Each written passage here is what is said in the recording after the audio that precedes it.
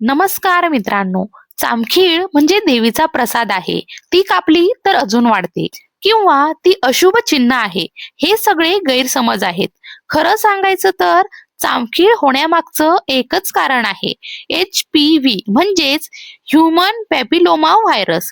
हा व्हायरस त्वचेच्या थेट संपर्कामुळे पसरतो.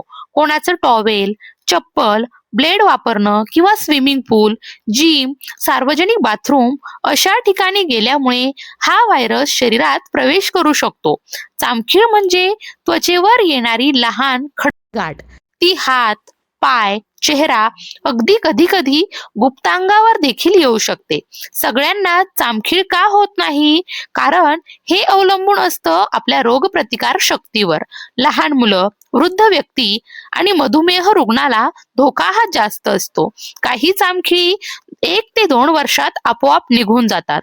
पण जर ती वाढत असेल, दुखत असेल किंवा पसरत असेल तर डॉक्टरांचा सल्ला अवश्य घ्या.